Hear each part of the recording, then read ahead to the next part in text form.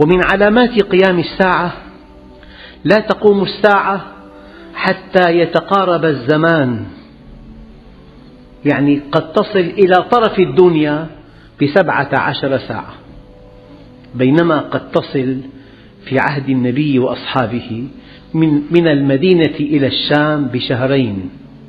الآن 17 ساعة من طرف الدنيا إلى طرفها الآخر حتى يتقارب الزمان، فتكون السنة كالشهر، والشهر كالجمعة، والجمعة كاليوم، واليوم كالساعة، وتكون الساعة كالومضة.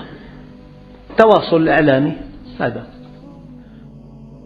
أيها الإخوة الكرام، النبي عليه الصلاة والسلام لا يعلم الغيب. الدليل: قل لا أعلم الغيب، ولو كنت أعلم الغيب لاستكثرت من الخير وما مسني السوء. قل لا أملك لكم نفعا ولا ضرا، قل لا أملك لنفسي نفعا ولا ضرا، قل إني أخاف إن عصيت ربي عذاب يوم عظيم. هذا مقام سيد الأنبياء، لكن الله عز وجل أطلعه بما سيكون في آخر الزمان، وكأنه معنا، وكأن الذي نعاني منه قد وصل إلى علمه من الله عز وجل، لأن الله يعلم ما كان، ويعلم ما يكون، ويعلم ما سيكون، ويعلم ما لم يكن لو كان كيف كان يكون.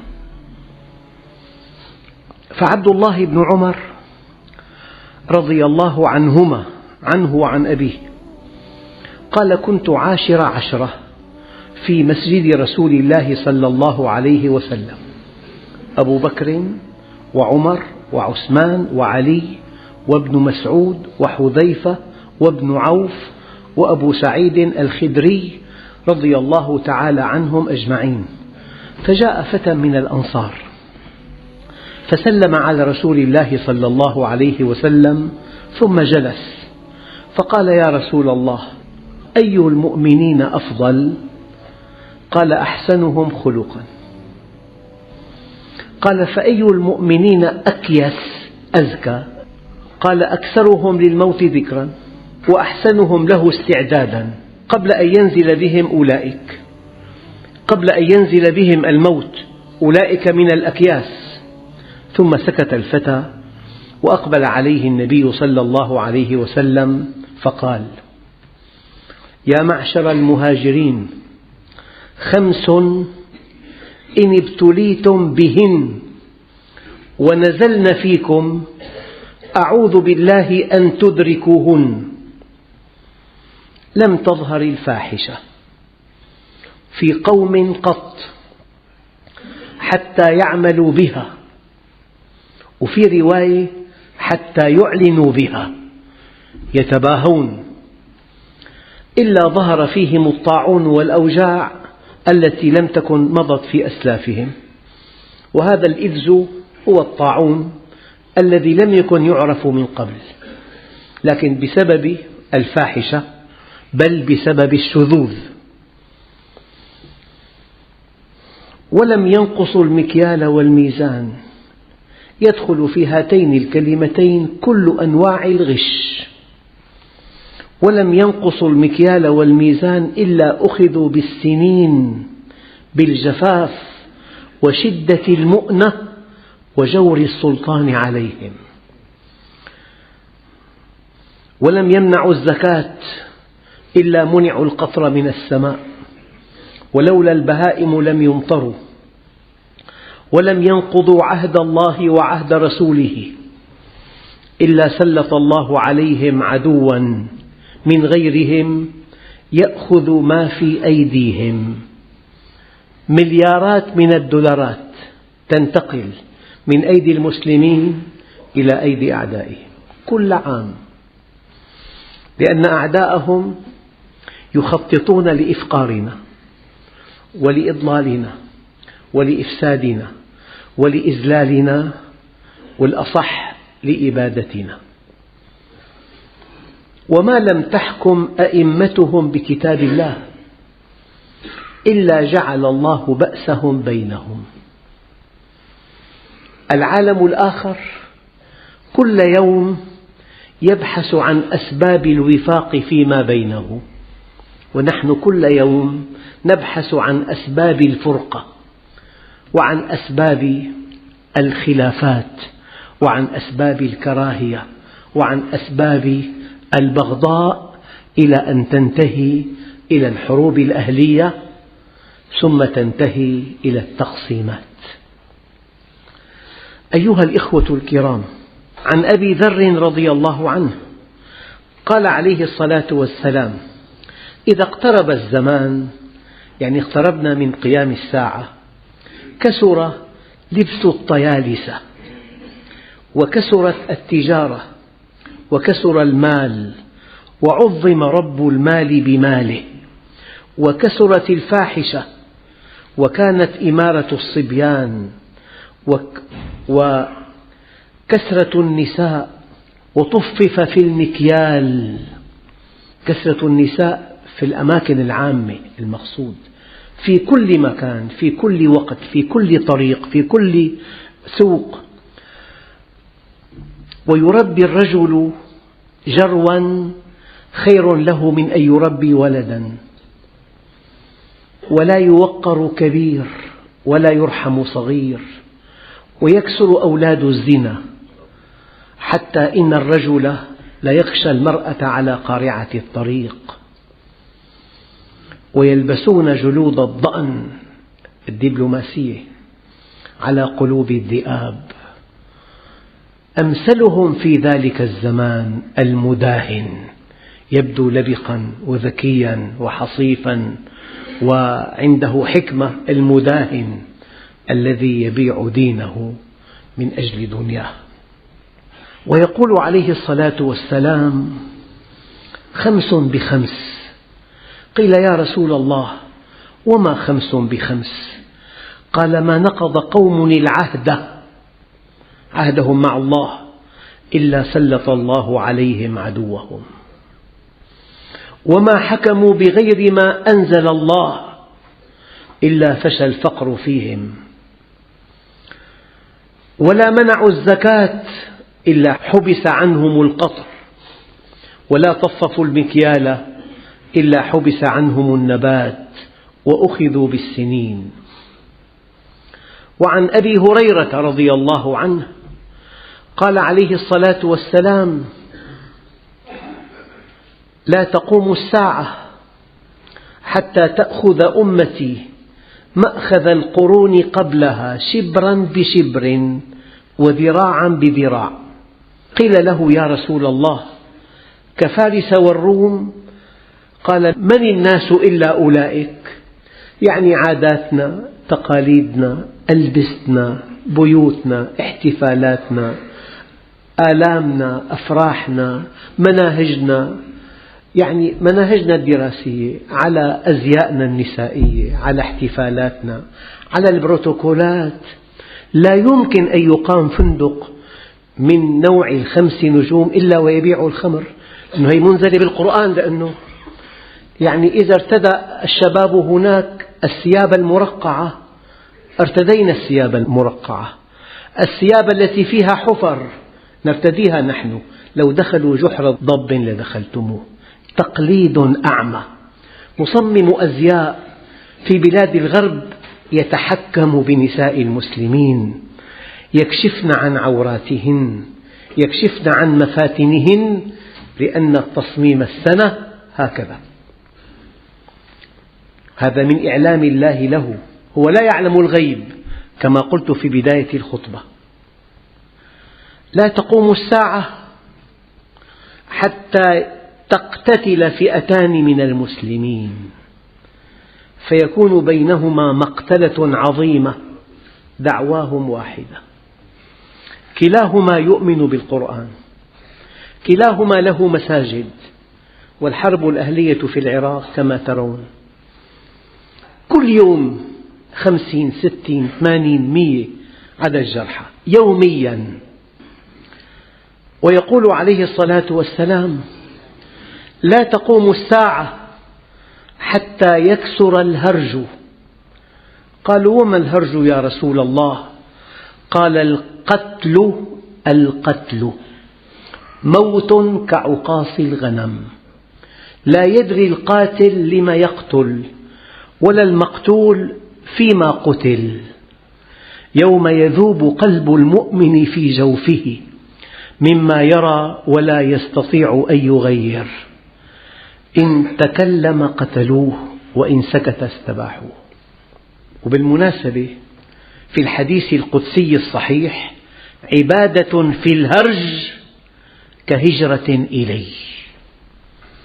لك أجر الصحابة الذين هاجروا، أن تعبد الله في زمن الفتن، في زمن أن يكذب الصادق وأن يصدق الكذوب، أن يؤتمن الخائن، أن يخون الأمين، في زمن الأمر بالمنكر والنهي عن المعروف، في زمن أن يصبح المعروف منكرا والمنكر معروفا، في زمن النساء الكاسيات العاريات المائلات المميلات الملعونات. في هذا الزمن عبادة في الهرج كهجرة إلي. وقال عليه الصلاة والسلام: لا تقوم الساعة حتى تطلع الشمس من مغربها. لهذا الحديث معان كثيرة، من بعض المعاني، وهذا التوجه في هذا المعنى لا يلغي المعنى التقليدي للحديث. يعني حينما يكون العلم من الغرب والقيم من الغرب والإتيكيت من الغرب والرقي من الغرب والدبلوماسية من الغرب ونموذج الفنادق من الغرب، حينما يكون الغرب طاغيا على كل شيء، حينما يصبح نموذج الحياة الغربية مطبقا في العالم كله، أغلق باب التوبة، لأن الذي يقلدهم يرى أن هذا هو الصواب. لماذا يتوب؟ الدين تخلف، الدين فقر، الدين جهل. أما الرقي والحضارة والتقدم والحياة العصرية نأخذها من عندهم. لذلك عند معظم المسلمين هوس في تقليد الأجانب، لو دخلوا جحر ضب لدخلتموه. لا تقوم الساعة حتى يكون أسعد الناس بالدنيا لكع ابن لكع، يعني تاجر مخدرات، بيوت وسيارات ومركبات وطائرة خاصة، تاجر مخدرات، الربح أكثر من 100,000 ضعف. يعني كيلو المخدرات من مكان زراعته يباع ب100,000 ضعف في مكان استهلاكه.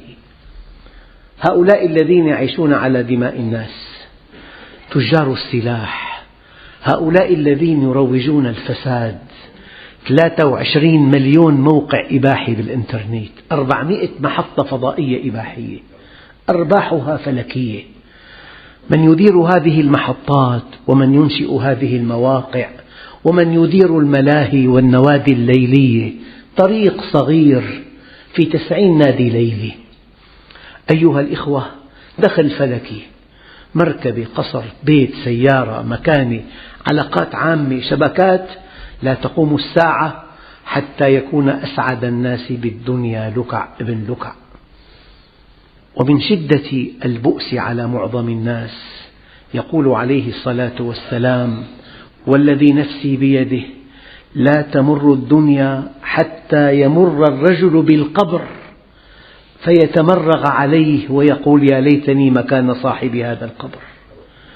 وليس به الدين وما به إلا البلاء. ولا تقوم الساعة في رواية أخرى حتى يمر الرجل بقبر الرجل فيقول: يا ليتني مكانه. أخرجه مسلم والبخاري. ويقول عليه الصلاة والسلام فيما رواه أنس بن مالك: إذا كان أمراؤكم خياركم وأغنياؤكم سمحاءكم وأمركم شورى بينكم فظهر الأرض خير لكم من بطنها، وإذا كان أمراؤكم شراركم وأغنياؤكم بخلاءكم وأمركم إلى نسائكم فبطن الأرض خير لكم من ظهرها. ومن علامات قيام الساعة: لا تقوم الساعة حتى يتقارب الزمان، يعني قد تصل إلى طرف الدنيا ب17 ساعة، بينما قد تصل في عهد النبي وأصحابه من المدينة إلى الشام بشهرين. الآن 17 ساعة من طرف الدنيا إلى طرفها الآخر حتى يتقارب الزمان، فتكون السنة كالشهر، والشهر كالجمعة، والجمعة كاليوم، واليوم كالساعة، وتكون الساعة كالومضة. تواصل إعلامي هذا. ولا تقوم الساعة إلا على شرار الناس، شردوا عن الله شرود البعير، ليس فيهم خير، ليس لهم عند الله وزن، فلا نقيم لهم يوم القيامة وزنا. لهم صغار عند الله، سقطوا من عين الله، يبيعون دينهم بعرض من الدنيا قليل، يبيعون دينهم بيمين كاذبة، ببيت مغتصب، بشركة مغتصبة. ومن أشراط الساعة كما قال عليه الصلاة والسلام: أن يرفع العلم، وأن يظهر الجهل، وأن يشرب الخمر، وأن يفشو الزنا.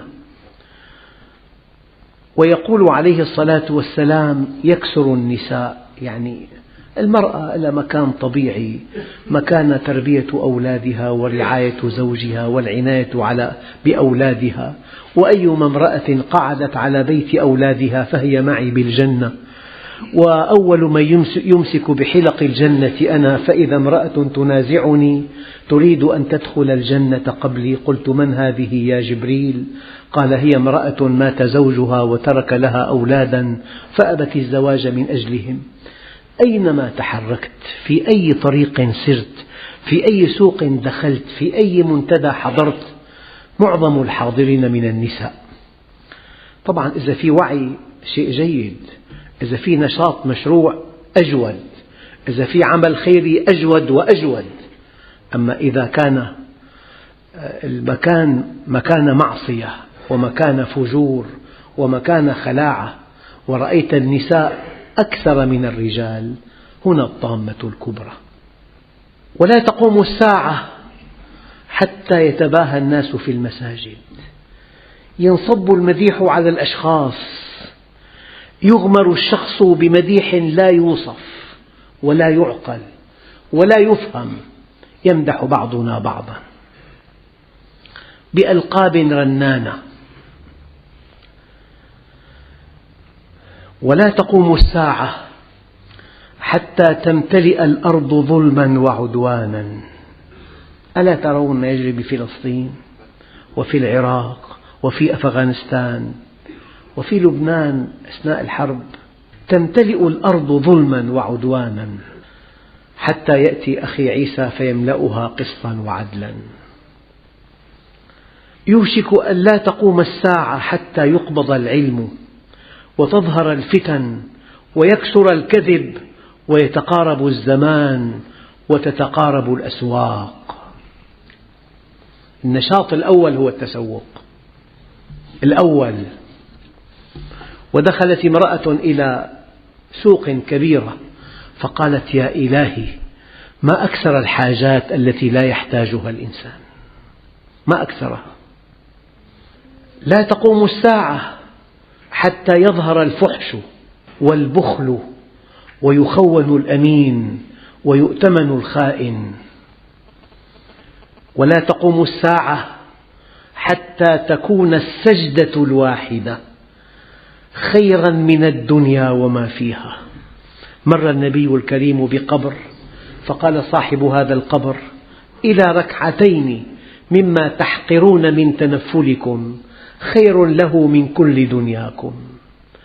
سهرات فارغة، حديث، غيبة، نميمة، متابعة مسلسلات، النظر إلى العورات، التباهي، الفخر. يعني ما جلس قوم مجلسا لم يذكروا الله فيه إلا قاموا عن أنتن من جيفة حمار. جلسة بأكملها كلام فارغ، تعليقات سخيفة، مزاح رخيص، تهجم، تقليد، محاكاة، سخرية، تعليقات لا يفعل شيئا، لا يقدم ولا يؤخر، ينصب نفسه وصي على الناس، يقيم الناس، يوزع الألقاب عليهم، يوزع التهم، يكفر، يبدع، يشرك، ولا يقدم شيئا. هكذا مجالس المسلمين، إلا قاموا عن أنتن من جيفة حمار. لا تقوم الساعة على أحد يقول لا إله إلا الله. وفي حديث آخر: لا تقوم الساعة حتى لا يقال في الأرض الله. والله حضرت مؤتمرا للأسرة، والله في هذا المؤتمر نخبة من علماء النفس والاجتماع في العالم العربي، والله الذي لا إله إلا هو. أول يوم كان فيه 8 محاضرات، واليوم الثاني 4، وما ذكر أحد كلمة الله ولا الإسلام ولا الدين أبدا. موضوع الدين نحي جانبا عن قصد، غيب الدين، ولا أحد قال كلمة الله، مع أن الأسرة ألصق موضوع بالدين، ألصق موضوع بالإسلام. الآيات والأحاديث لا تعد ولا تحصى في توجيه الأزواج والزوجات أبدا. علم نفس، علم اجتماع، ونستورد العلوم من عالم إباحي ملحد. قد يأتي طبيب نفسي، بماذا ينصح الشاب المريض؟ بأن يكون له صديقة خارج نطاق الزوجية، هكذا تعلم هناك. إذن لا تقوم الساعة حتى لا يقال في الأرض الله. بأي لقاء، بأي اجتماع، بأي بحث، بأي ندوة، لا يطرح موضوع الدين أبدا أبدا. ولا تقوم الساعة إلا على حثالة من الناس، هم بطنه، هم فرجه، هم المتعة، هم الرحلات، هم السفر، هم الوجاهة، هم الكبر، هم حوزة أكبر مبلغ من المال ليستمتع به، ولو بنى مجده على أنقاض الناس، ولو بنى غناه على فقرهم، ولو بنى قوته على ضعفهم، ولو بنى أمنه على خوفهم، ولو بنى حياته على موتهم. لا تقوم الساعة حتى تروى الأرض دما، كل يوم بقعة دم بمساحات كبيرة، على السيارات، على الطرقات، بالمستشفيات، بقع الدم والقتلى، حتى تروى الأرض دما ويكون الإسلام غريبا. لا تقوم الساعة حتى يكون كتاب الله عارا. ألم يدنس في أمريكا؟ ويتقارب الزمان وتنقض عراه عروة عروة، يتهم الأمناء، يصدق الكاذب، يكذب الصادق، يكثر الهرج. قالوا: وما الهرج يا رسول الله؟ قال: القتل، ويظهر البغي والحسد والشح، وتختلف الأمور بين الناس، ويتبع الهوى، ويقضى بالظن، ويقبض العلم، ويظهر الجهل، ويكون الولد غيظا. والله مئات الاتصالات يشكون من أولادهم، أولادهم عبء عليهم، بلاء من الله.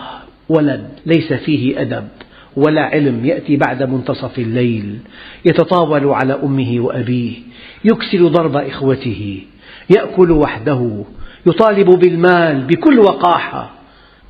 لا تقوم الساعة حتى يكون الولد غيظا. والله إنسان أحبه له ابن أقسم بالله إذا دهس بمركبة ليقيم مولدا ابتهاجا بموته، يكسر كل شيء، يبتز من ماله، يركب عليه الديون، هكذا قال النبي الكريم، حتى يكون الولد غيظا والمطر قيظا ويفيض اللئام فيضا.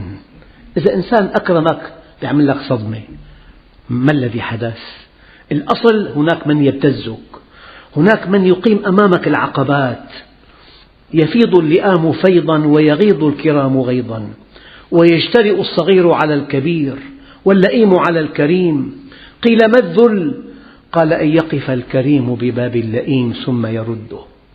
والله والله مرتين، كما قال الإمام علي رضي الله عنه: والله والله مرتين لحفر بئرين بإبرتين، وكنس أرض الحجاز بريشتين، ونقل بحرين بمنخلين، وغسل عبدين أسودين حتى يصيرا أبيضين، أهون علي من طلب حاجة من لئيم لوفاء دين. ولا تقوم الساعة حتى يسود كل قبيلة منافقوها، الرواج للمنافق.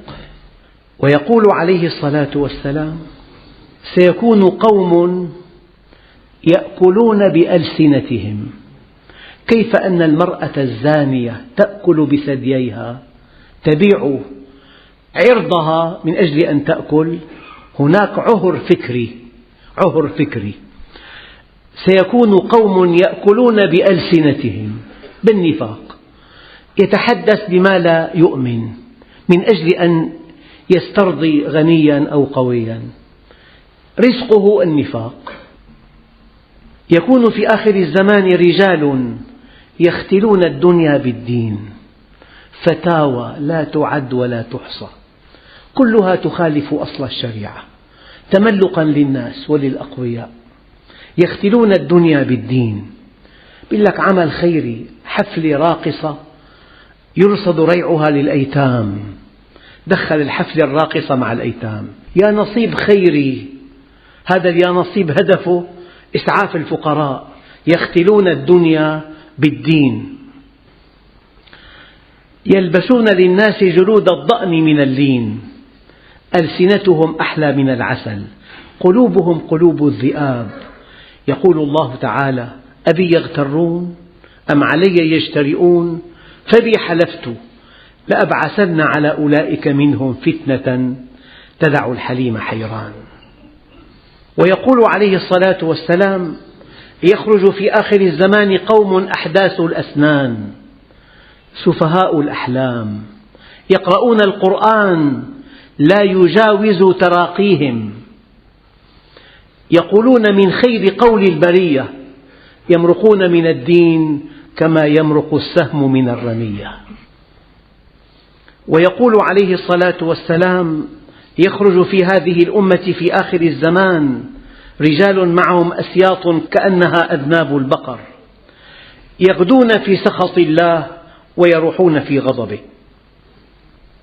ويقول عليه الصلاة والسلام: سيجيء في آخر الزمان أقوام تكون وجوههم وجوه الآدميين وقلوبهم قلوب الشياطين، أمثال الذئاب الضواري ليس في قلوبهم شيء من الرحمة، سفاكين للدماء لا يرعون عن قبيح، إن تابعتهم خانوك، وإن غبت عنهم اغتابوك، وإن حدثوك كذبوك، وإن ائتمنتهم خانوك.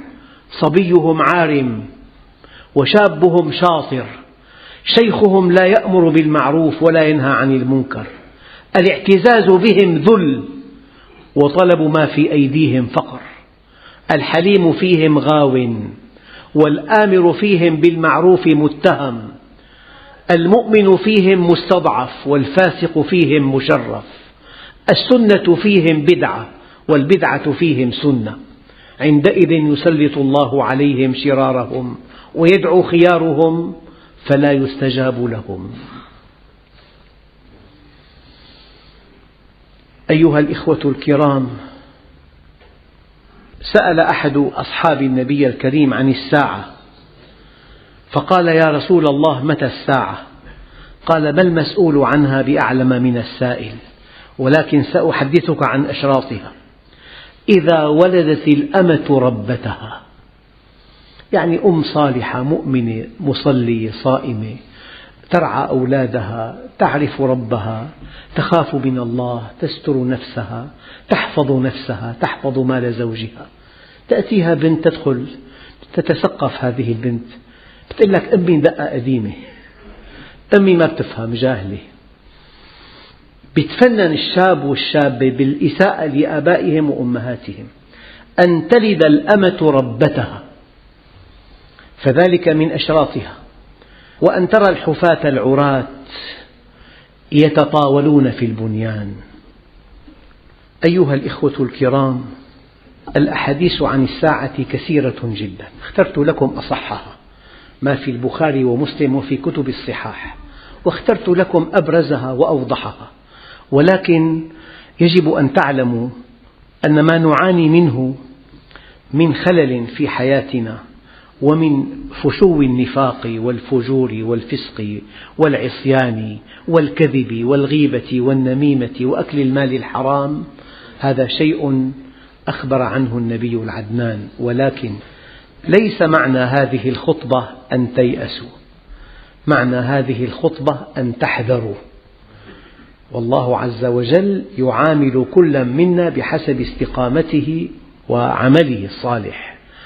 أنت سيد بيتك وسيد عملك، فإذا أقمت أمر الله فيما تملك كفاك ما لا تملك، ولا تزر وازرة وزر أخرى. الله عز وجل أرسل الملائكة لإهلاك قرية، فقالوا إن فيها رجلا صالحا، قال به فابدأوا.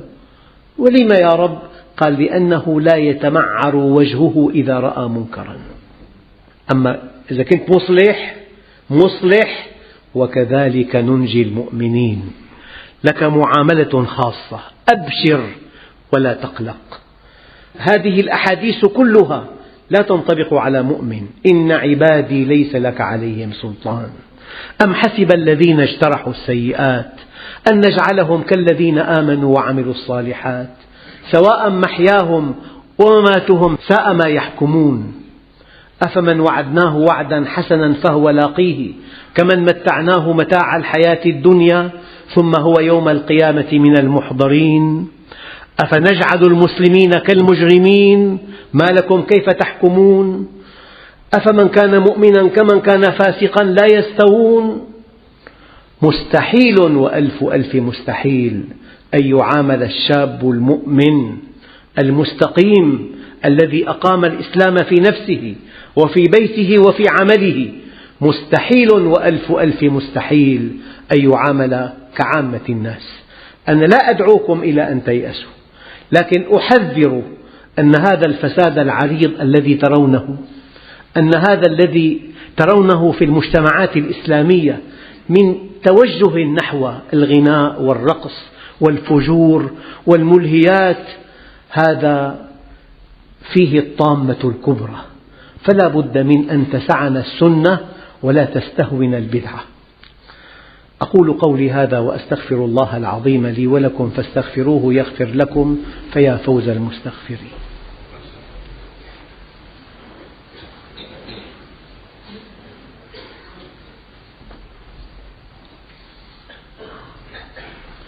الحمد لله رب العالمين، وأشهد أن لا إله إلا الله ولي الصالحين، وأشهد أن سيدنا محمدا عبده ورسوله صاحب الخلق العظيم. أولا بشارة، يقول عليه الصلاة والسلام في الحديث الصحيح الذي أخرجه النسائي بإسناد صحيح: عقر دار المؤمنين الشام. أنتم في أفضل بلد في آخر الزمان. رأيت عمود الإسلام قد سل من تحت وسادتي فأتبعته بصري فإذا هو بالشام.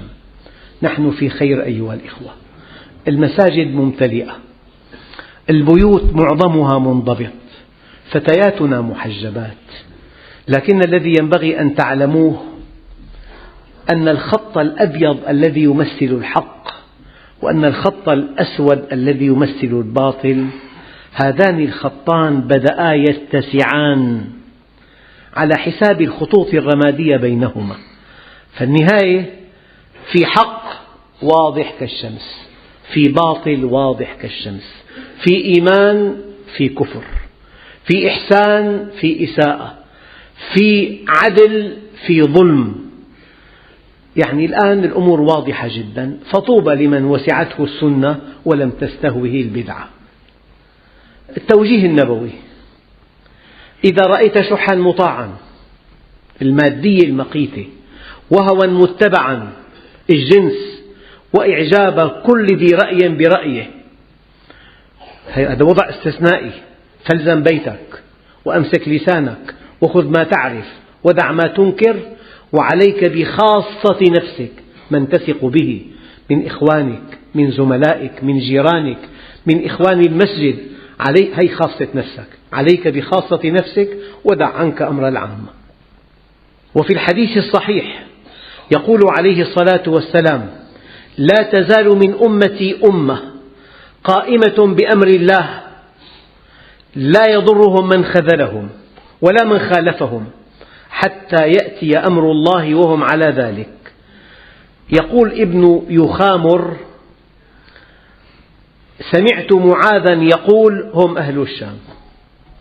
لا تزال من أمتي أمة قائمة بأمر الله لا يضرهم من خذلهم ولا من خالفهم حتى يأتي أمر الله وهم على ذلك.